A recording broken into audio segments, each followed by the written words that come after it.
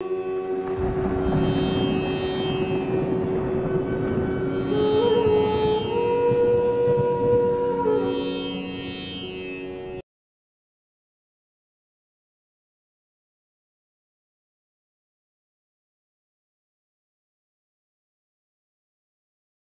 Divine Darshan YouTube channel ప్రేక్షక దేవుళ్లకు నమస్కారములు.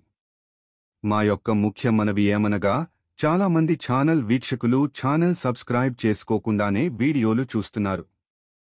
కావున డివైన్ దర్శన్ యూట్యూబ్ ఛానల్ తరపు నుండి మా యొక్క ముఖ్య విన్నపము ఏమనగా, మన ఛానల్ యొక్క ఏదైనా వీడియో ప్రారంభములో లేదా మధ్యలో మన ఛానల్ సబ్స్క్రైబ్ బటన్ నొక్కవలయునదిగా కోరుచున్నాము. అంతేకాకుండా మన భక్తి వీడియోలు నచ్చితే తప్పకుండా వీడియోలను లైక్ చేసి ఇతర మీ కుటుంబ సభ్యులకు, బంధువులకు మరియు స్నేహితులకు మన భక్తి వీడియోలు షేర్ చేయవలయునదిగా కూడా కోరుచున్నాము. ఈ విధముగా ఛానల్ ఎదుగుదలకు సహకరించ ప్రార్థన. కృతజ్ఞతలతో మీ మా డివైన్ దర్శన్ యూట్యూబ్ ఛానల్ యాజమాన్యం. శ్రీ సాయినాథ స్తవన మంజరి. శ్రీ సాయి భక్తులు శుచిర్భూతులై తమ మనసులో శుద్ధమైన భక్తిభావంతో నిత్యం ఈ స్తోత్రాన్ని పఠించాలి. ఇది వీలుపడకపోతే ప్రతి గురువారమైన సద్గురు మూర్తిని మనస్సున ధ్యానించి పఠించాలి. ఇది కూడా వీలు కాకపోతే ప్రతి ఏకాదశి రోజున ఈ స్తోత్రాన్ని పఠించి దీని ప్రభావాన్ని గ్రహించండి.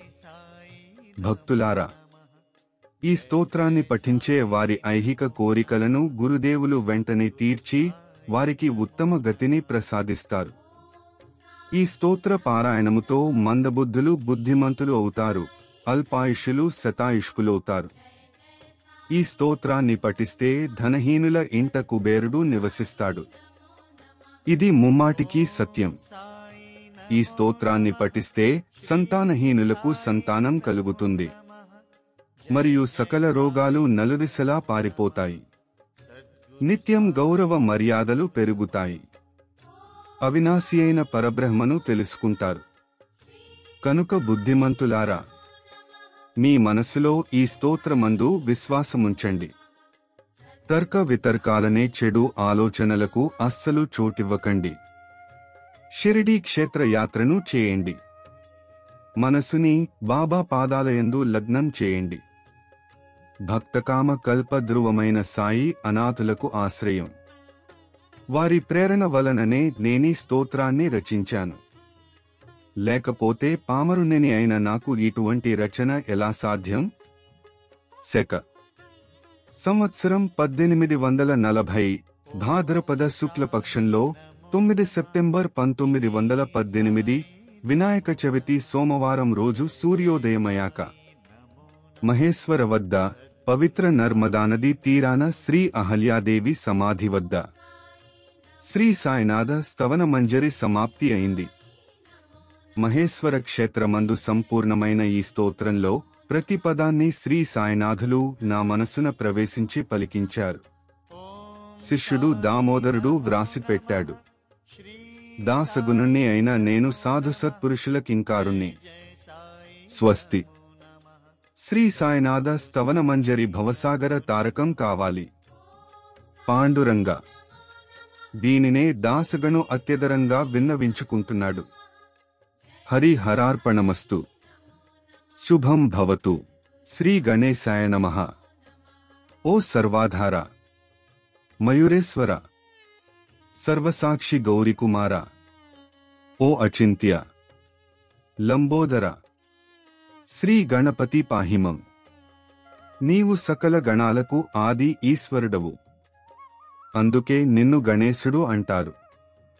సకల శాస్త్రాలు నిన్ను అంగీకరిస్తున్నాయి. మంగళరూప, పాలచంద్ర, ఓ శారద, వాగ్విలసిని, నీవు పదాలను సృష్టించిన వాగీశ్వరివి. నీ అస్తిత్వం వలన ఈ సృష్టిలో కార్యకలాపములు అన్నీ నడుస్తున్నాయి. నీవు గ్రంథకర్తలకు దేవతవు. నీవు దేశానికి ఎల్లప్పుడూ వజ్రకిరీటానివి. అన్నిటి అందు తల్లి, నీ శక్తి మహాసముద్రం కంటే పెద్దది. ఓ జగదాంబ, నీకు నమస్కారం. ఓ పూర్ణాబ్రహ్మ, సాధు సజ్జన ప్రియ, ఓ సగుణరూప పండరీనాథ కృపాసాగర పరమదయామయ పాండురంగ నరహరి నీవు అందరిని నడిపించే సూత్రధారివి. నీవు జగమంతటా వ్యాపించి పూర్ణంగా నిండి ఉన్నావు. సకల శాస్త్రాలు నీ స్వరూపాన్నే అన్వేషిస్తున్నాయి. ఓ చక్రపాణి, నీవు పుస్తకాజ్ఞానులకు అంతుపట్టవు. ఆ మూర్ఖులందరూ వాద వివాదాలు చేసేవారు. సాధువులు మాత్రమే నిన్ను తెలుసుకోగలరు. మిగతావారు మౌనంగా ఉంటారు. నీకు సాదరంగా నా సాష్టాంగ నమస్కారం. ఓ పంచవక్ర శంకర, కపాలమాలధారి, ఓ నీలకంఠ, దిగంబర, ఓంకారరూప, పశుపతి, నీ నామాన్ని స్మరించిన వారి దైన్యం వెంటనే తొలగిపోతుంది. ధూర్జటి, నీ నామం యొక్క మహిమ ఇటువంటిది. నీ చరణములకు వందనం చేసి నేను ఈ స్తోత్రాన్ని రచిస్తున్నాను. నీలకంఠ, దీనిని సంపూర్ణం చేసేలా సహకరించు.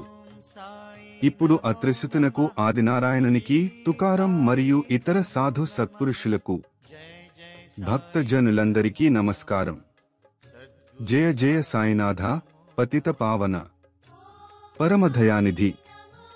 పవిత్ర చరణములు వద్ద శిరస్సు ఉంచి నమస్కరిస్తున్నాను. అభయాన్ని అనుగ్రహించండి. మీరు సుఖానికి నిలయమైన పూర్ణాబ్రహ్మ, పురుషోత్తముడు అయిన విష్ణువు మీరే. అర్ధనారీశ్వరుడు మదనంతకుడు కూడా మీరే. మీరు మానవ శరీరాన్ని ధరించిన పరమేశ్వరులు. మీరు జ్ఞానాకాశంలో భాస్కరులు, దయాసాగరులు. మీరు భవరోగానికి ఔషధం. మీరు హీనులకు, దీనులకు చింతామణి, భక్తులకు పవిత్ర గంగాజలం. మీరు ప్రపంచంలో మునిగిపోయే వారిని తరింపచేసే నౌక. మీరు భయభీతులకు ఆశ్రయం. మీరు జగత్తుకు ఆది కారణం. దయాఘన, నిర్మల చైతన్యమైన ఈ సృష్టి విలాసం అంతా మీరే. మీరు జన్మరహితులు. మీకు మృత్యువు లేదు. బాగా పరిశోధిస్తే చివరకు ఇదే అవగతమవుతుంది. జనన మరణాలు రెండూ అజ్ఞానం వలన కలుగుతాయి. మహారాజా, మీరు రెండిటికీ అలీప్తంగా ఉంటారు. నీరు ఒక చోట ఊటలా ప్రకటితమైంది అంతే, అది అక్కడే పుట్టి పైకి వచ్చిందా? ఆది నుండి అక్కడే పూర్ణంగా నిండి ఉండి లోపల నుండి వచ్చింది అంతే. ఒక లోతు గుంతలో నీరు ఊరితే దానికి బావి అని పేరు కలదు. నీరు లేకపోతే అది ఒక గుంత మాత్రమే. నీరు గుంతలో ఉరటం లేదా ఎండిపోవడం ఇది నీటికి అసలు పట్టదు. నీరు గుంతకు అసలు ఏ విలువ ఇవ్వదు. అయిన నీరు నిండుగా ఉన్నప్పుడు గుంతకు మాత్రం గర్వం. అందువలన నీరు బాగా ఇంకిపోగానే దైన్యావస్థ పొందుతుంది. ఈ మానవ శరీరం నిజంగా గుంత వంటిది. ఇందులో శుద్ధ చైతన్యం, నిర్మలమైన నీరు. గుంతలు అసంఖ్యాకంగా ఉన్న నీరు అన్నింటిలోనూ ఒక్కటే. శరీరాలు అనేకం, చైతన్యం ఒక్కటే. సాయి దయామయ, జనన మరణాలకు అతీతమైన మీరు అజ్ఞానమనే పర్వతాన్ని ఛేదించడానికి వజ్రాయుధం కావాలి. భూమిపై ఇప్పటి వరకు అనేక గుండాలు వెలిశాయి. ఇప్పుడు ఉన్నాయి, ఇక ముందు ఉంటాయి. ఆ ప్రత్యేకమైన గుండాలకు విశేషమైన నామరూపాలు ఉంటాయి. వాని ద్వారానే గుర్తించగలం. అయితే చైతన్యాన్ని నువ్వు, నేను అనటం ఉచితం కాదు. ఎందుకంటే చైతన్యంలో దైవత్వం లేదు కనుక. పైగా చైతన్యం జగమంతాట వ్యాపించి ఉంటుంది. అటువంటప్పుడు నీవు నేను అనుభావన అక్కడ ఎలా సంభవం? మేఘములో నీరు అంతటా ఒకేలా ఉంటుంది. భూమిపై నీరు పడగానే ఆ నీటికి అనేక భేదాలు కలుగుతాయి. గోదావరిలో పడిన నీటిని గోదావరి అని అంటారు. బావిలో పడిన నీటికి, నదీ జలానికి ఉన్న పవిత్ర లేదు. గోదావరి సత్పురుషులు వలె పవిత్రం. మీరు అందులో నీరు. మేము అక్కడక్కడ ఉన్న వాపి, కూప, తటకాలము. అదే మీకు మాకు భేదం. మీరు పవిత్రులు, మీకు కృతార్థులవటానికి మీ వద్దకు చేతులు జోడించి మీ వద్దకు శరణాగతులై రావాలి. గోదావరి జలాలకు పాత్రను బట్టి పవిత్రత వచ్చింది. నీరు వేరు ఎక్కడైనా ఒక్కటే. గోదావరి జలాలు ప్రవహించే ఆ భూస్థలం పవిత్రమని అక్కడ భూమి యొక్క గుణాలను బట్టి నిర్ణయించబడింది. మేఘ గర్భములో నీటిని ఏ ప్రదేశం ఏ మార్పు చేయదో అదే భూభాగాన్ని గోదావరి అని శాస్త్రవేత్తలు అన్నారు. ఇతర ప్రదేశాలలో పడిన నీరు ఆయా స్థలాల గుణాలను గ్రహిస్తాయి. మొదటిలో మధురంగా ఉన్న నీరు ఆ ప్రదేశంలోని ప్రభావం వలన అనారోగ్యంగా, ఉప్పగా, వగరుగా మారుతుంది. శ్రీ సాయి గురువరా మీ పట్లే కూడా అట్లే. కామ క్రోధాది అరిషడ్ వికారాల మాలిన్యాలు లేని పవిత్ర శరీరానికి సత్పురుషులనే నామం శోభిస్తుంది. అందువలన సత్పురుషులు గోదావరి అని నేను అంటాను. సకల జీవులలోనూ మీ యోగ్యత శ్రేష్టమైనది. జగత్తు ఆరంభమైనప్పటి నుండి గోదావరి ఉంది. నీరు కూడా ఏ లోపం లేకుండా ఈనాటి వరకు పరిపూర్ణంగా ఉన్నది. శ్రీరాముడు గోదావరి తీరానికి వచ్చినప్పుడు నదిలో ఉన్న నీరు ఇప్పటివరకు ఉంటుందా? నీరు ఉన్న స్థలం మాత్రం ఇక్కడ మిగిలి ఉంది. నీరు సాగరంలో కలిసిపోతుంది. అయినా నీరు ఉన్న స్థలం యొక్క పవిత్రత నేటి వరకు స్థిరంగా ఉంది. ప్రతి సంవత్సరం పాత నీరు పోయి కొత్త నీరు వస్తూనే ఉంటుంది. మీ పట్ల కూడా ఇదే న్యాయం వర్తిస్తుంది. ఒక శతాబ్దంలో నీదే సంవత్సరం. ఆ శతాబ్దంలో సత్పురుషులు నీటి ప్రవాహం వంటివారు. సాధువులు ఆ నీటిపై అలలు వంటివారు. ఈ పవిత్ర గోదావరి వద్దకు ప్రథమ శతాబ్దంలో సనత్ సనక సనందాదులు వచ్చారు. తరువాత నారద, తుంబుర, ధ్రువ, ప్రహ్లాద, బలి మొదలగు రాజులు శబరి, అంగదుడు, హనుమంతుడు, విదురుడు, గోప గోపికలు వచ్చారు. ఇలా ఈనాటి వరకు పుష్కలంగా వచ్చారు. వారిని వర్ణించుటకు నేను ఆసక్తుణ్ణి. ప్రస్తుతం ఈ శతాబ్దంలో పవిత్ర గోదావరి సమీపాన సాయినాథులైన మీరు వచ్చారు. అందువలన మీ దివ్య పవిత్రమైన చరణములకు నేను వందనం చేస్తున్నాను. శ్రీ సాయి ప్రభూ, నా దుర్గుణాలను పరిగణించకండని వేడుకుంటున్నాను.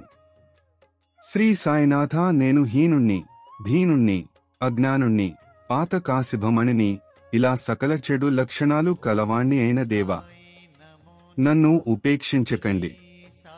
పరుసువేది ఇనుములో దోషాలు పట్టించుకోదు. గోదావరి ఊరిలో కాలువలను బహిష్కరించదు. శ్రీ సాయిబాబా, మీ కృపాకటాక్షములతో నాలోనే ఉన్న సకల కల్మషాలను త్వరగా తొలగించండి. ఇదే ఈ దాసుని విన్నపము.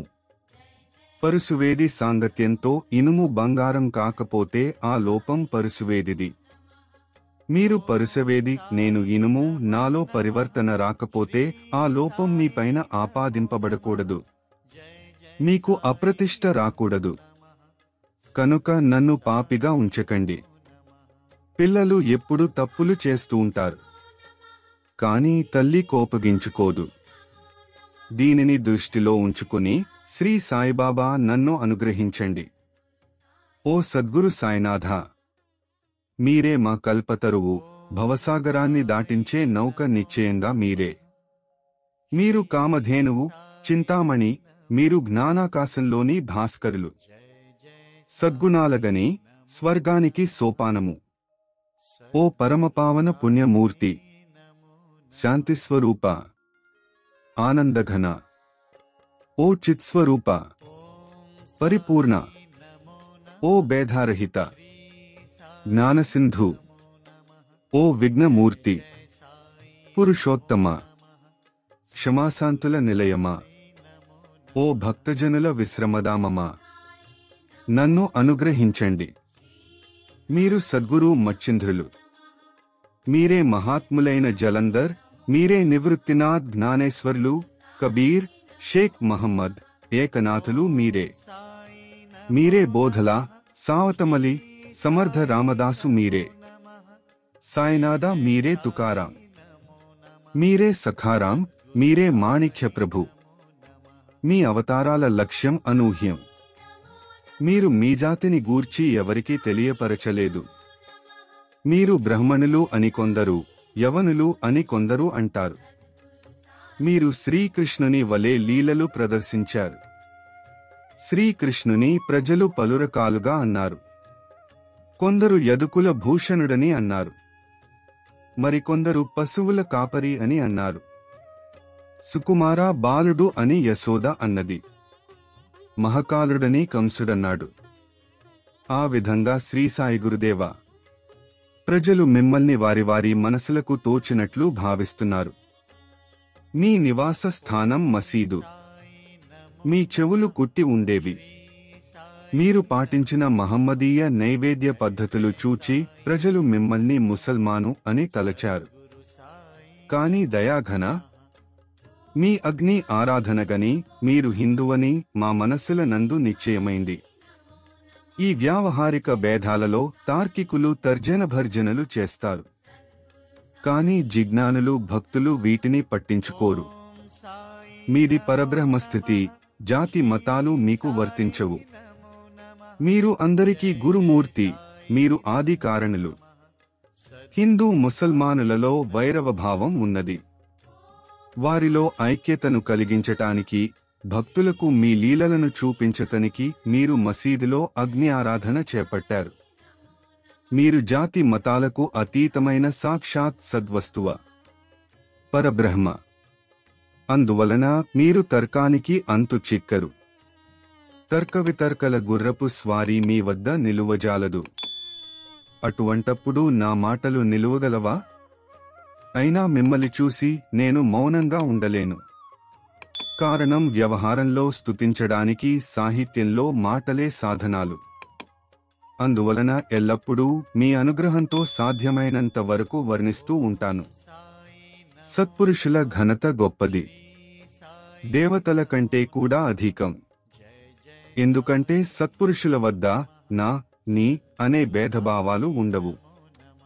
హిరణ్యకశిపుడు, రావణాసురుడు దేవుణ్ణి ద్వేషించుట వలన వధింపబడ్డారు. అలా సత్పురుషుల చేతిలో వధింపబడిన వారు ఎవరు లేరు.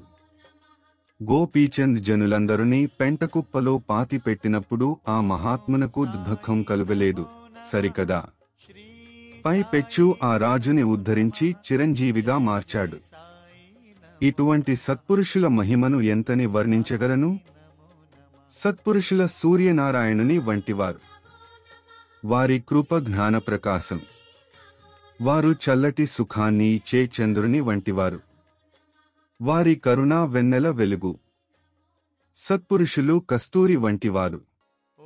వారి కృప పరిమళం వంటిది. సత్పురుషులు చెరుకు రసం వంటివారు, వారి కృప మధురం. సత్పురుషులు దుష్టుల పట్ల, శిష్టుల పట్ల సమాన దృష్టి కలిగి ఉంటారు. అంతేకాదు పాపుల పట్ల ప్రీతి ఎక్కువ. గోదావరి జలంలో శుభ్రపరచడానికి మలిన వస్త్రాలే వస్తాయి. శుభ్రమైన బట్టలు గోదావరికి దూరంగా పెట్టిలోనే ఉంటాయి. పెట్టిలో బట్టలు కూడా శుభ్రపరచడానికి ఒకప్పుడు గోదావరికి వచ్చినవే. ఇక్కడ ఆ పెట్టి వైకుంఠం. మీరు గోదావరి. శ్రద్ధ సాన్నఘట్టం. జీవాత్మలే వస్త్రములు. వాని మాలిన్యం షడ్ వికారాలు. మీ పాదదర్శనమే గోదావరి సాన్నం. మీరు మా సకల మాలిన్యాలను తొలగించి నిర్మలంగా చేయగల సమర్థులు మీరు. మేము ఈ ప్రపంచంలో మాట మాటకి మలినులమైపోతున్నాము సాయి ప్రభో. అందువలన సత్పురుషులు సందర్శనం అవసరం. గోదావరిలో నీరు పుష్కలంగా ఉండి ఆ నీటిలో శుభ్రపరచటానికి తెచ్చిన మలినం శుభ్రం కాకుండా అక్కడ సానఘట్టాలపై ఉండిపోతే అది గోదావరికి అప్రతిష్ట కాదా? మీరు చల్లటి నీడనిచ్చే వృక్షం. మీ తాపత్రయం అనే తీవ్ర ఎండవేడికి బాధపడిపోతున్న బాటసారులము. ఓ సాయి గురువార్య, కరుణామయ, మమ్ములను ఈ తాపత్రయాల నుండి రక్షించండి. చల్లటి నీడ వంటి మీ కృప లోకోత్తరమైనది. నీడ కోసం ఒక వృక్షం క్రింద కూర్చుంటే పైనుండి ఎండ వేడి తగులుతుంటే ఆ వృక్షాన్ని నీడనిచ్చే చెట్టు అని ఎవరు అంటారు? మీ కృప లేకుండా ఈ ప్రపంచంలో బాగుపడటం జరగదు. ధర్మస్థాపన కొరకు అర్జునునికి శ్రీకృష్ణుడు సఖునిగా లభించారు. సుగ్రీవుని కృపతో విభీషణునికి శ్రీరామప్రభువు లభించారు. సత్పురుషుల వలనే భగవంతునికి ఘనత.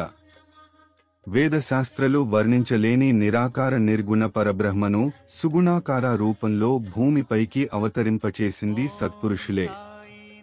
రుక్మిణీ వల్లభుడైన వైకుంఠ పతియగు శ్రీకృష్ణుని దామాజీ మాలవాడుగా చేశాడు. చోఖాబా జగన్నాథునితో పశువుల శవాలను మోయించాడు. సత్పురుషుల మహిమ ఎరిగి శ్రీహరి సక్కుబాయి ఇంట నీళ్లు మోశాడు. నిజంగా సత్పురుషులు సచ్చిదానంద పరమాత్మను శాసించగలరు. ఇంకా అధికంగా మాట్లాడను. ఏమి చెప్పనవసరం లేదు. శ్రీ సాయినాథ, షిర్డీ గ్రామ నివాసి, మీరే మా తల్లి తండ్రి. బాబా, మీ లీలలు ఎవరికీ అంతుపట్టవు.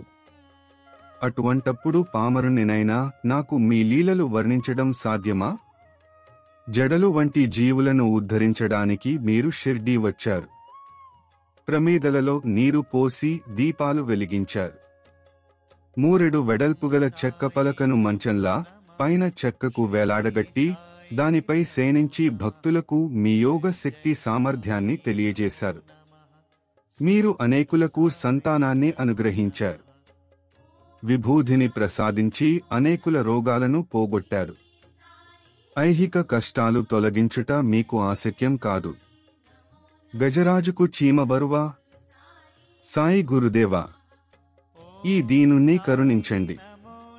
మీ చరణములకు శరణుజొచ్చిన నన్ను వెనుకకు త్రోసి వేయకండి. మీరు మహారాజులకు మహారాజు, కుబేరులకు కుబేరులు, వైద్యులకు వైద్యుడు. నిశ్చయంగా మీకంటే శ్రేష్ఠులు ఎవరు లేరు.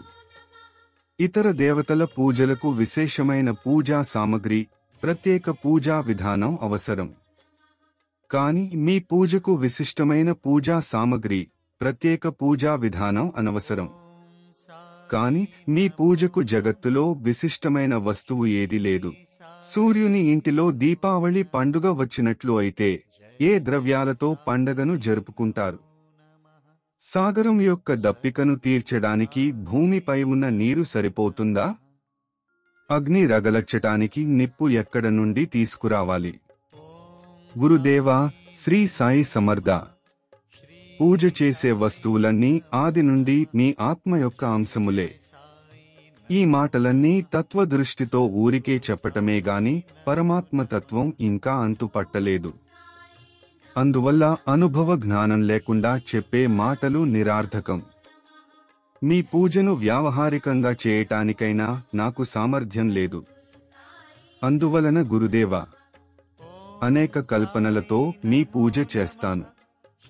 దయమయ, ఈ దాసుని యొక్క పూజను స్వీకరించండి. ఇక ప్రేమాశ్రువులతో మీ చరణలను ప్రక్షళనం చేస్తాను.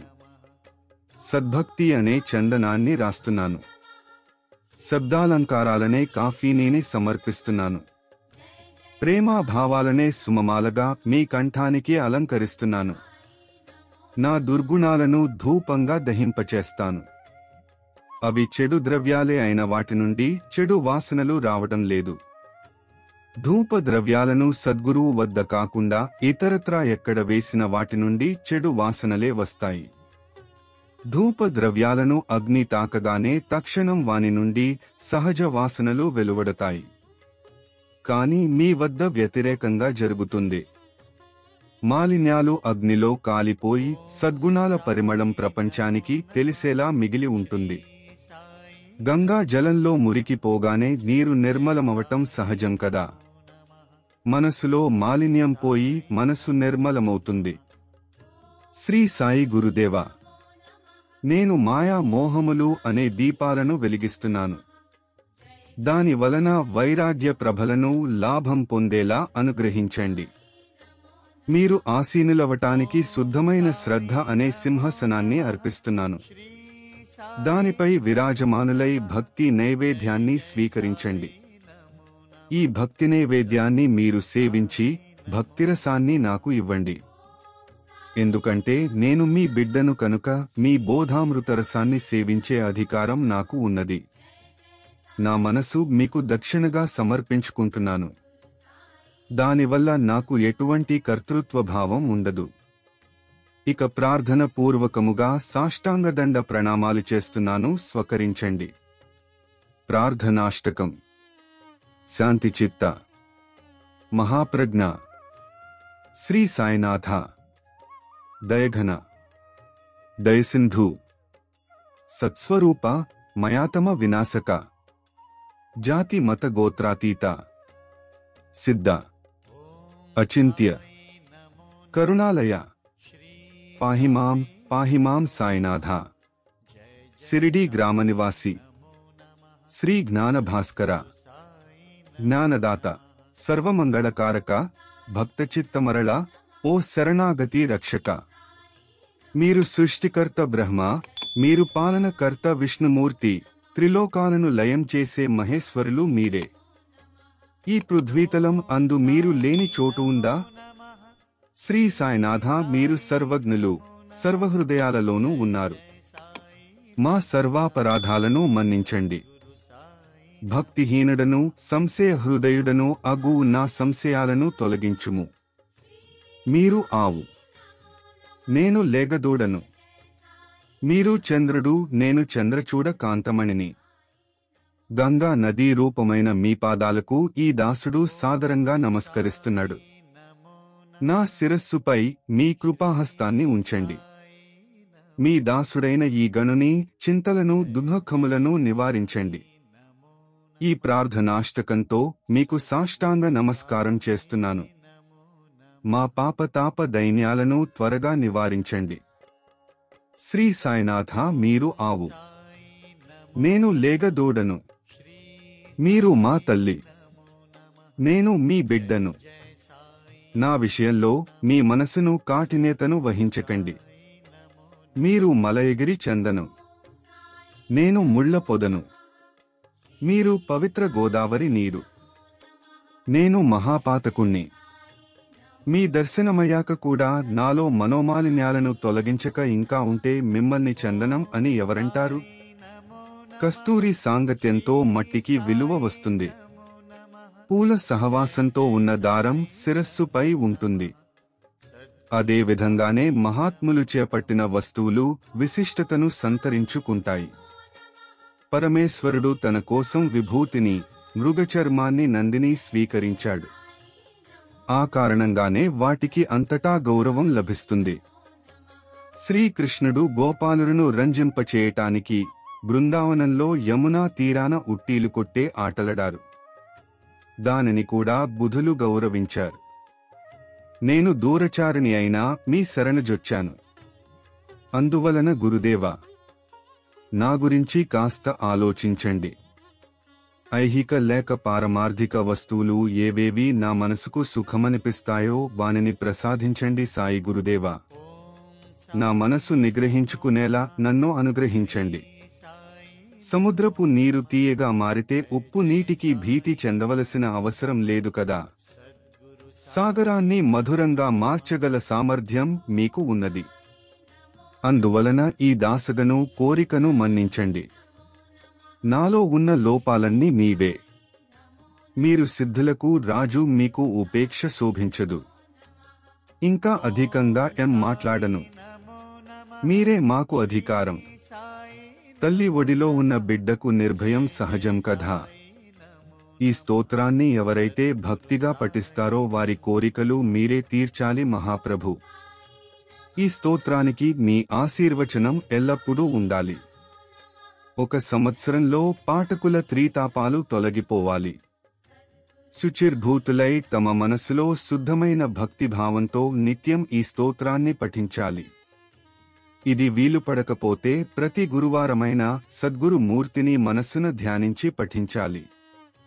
ఇది కూడా వీలు కాకపోతే ప్రతి ఏకాదశి రోజున ఈ స్తోత్రాన్ని పఠించి దీని ప్రభావాన్ని గ్రహించండి. భక్తులారా, ఈ స్తోత్రాన్ని పఠించే వారి ఐహిక కోరికలను గురుదేవులు వెంటనే తీర్చి వారికి ఉత్తమ గతిని ప్రసాదిస్తారు. ఈ స్తోత్ర పారాయణముతో మందబుద్ధులు బుద్ధిమంతులు అవుతారు, అల్పాయుష్యులు శతాయుష్కులవుతారు. ఈ స్తోత్రాన్ని పఠిస్తే ధనహీనుల ఇంట కుబేరుడు నివసిస్తాడు. ఇది ముమ్మాటికి సత్యం. ఈ స్తోత్రాన్ని పఠిస్తే సంతానహీనులకు సంతానం కలుగుతుంది మరియు సకల రోగాలు నలుదిశలా పారిపోతాయి. నిత్యం గౌరవ మర్యాదలు పెరుగుతాయి. అవినాశి అయిన పరబ్రహ్మను తెలుసుకుంటారు. కనుక బుద్ధిమంతులరా, మీ మనసులో ఈ స్తోత్రమందు విశ్వాసముంచండి. తర్క వితర్కాలనే చెడు ఆలోచనలకు అస్సలు చోటివ్వకండి. షిరిడీ క్షేత్రయాత్రను చేయండి. మనసుని బాబా పాదాలయందు లగ్నం చేయండి. భక్తకామ కల్పద్రువమైన సాయి అనాథులకు ఆశ్రయం. వారి ప్రేరణ వలననే నేనీ స్తోత్రాన్ని రచించాను. లేకపోతే పామరుణ్ణి అయిన నాకు ఇటువంటి రచన ఎలా సాధ్యం? శక సంవత్సరం 1840 భాద్రపద శుక్లపక్షంలో 9 సెప్టెంబర్ 1918 వినాయక చవితి సోమవారం రోజు సూర్యోదయమయ్యాక మహేశ్వర వద్ద పవిత్ర నర్మదానది తీరాన శ్రీ అహల్యాదేవి సమాధి వద్ద శ్రీ సాయినాథ స్తవన మంజరి సమాప్తి అయింది. మహేశ్వర క్షేత్రమందు సంపూర్ణమైన ఈ స్తోత్రంలో ప్రతి పదాన్ని శ్రీ సాయినాథులు నా మనసున ప్రవేశించి పలికించారు. శిష్యుడు దామోదరుడు వ్రాసిపెట్టాడు. దాసగుణుణ్ణి అయిన నేను సాధు సత్పురుషులకింకారుణ్ణి. స్వస్తి. శ్రీ సాయినాథ స్తవన మంజరి భవసాగర తారకం కావాలి. పాండురంగ పాండురంగ. దీనినే దాసగను అత్యదరంగా విన్నవించుకుంటున్నాడు. హరి హరార్పణమస్తు. శుభం భవతు. పుండరీక వరద. హరి విఠల. శేతకాంత స్మరణ జయ జయ రామ. పార్వతిపతే హర హర మహాదేవ. శ్రీ సద్గురు సాయినాథ మహారాజ్ కీ జై. శ్రీ సద్గురు సాయినాథార్పణమస్తు. శుభం భవతు.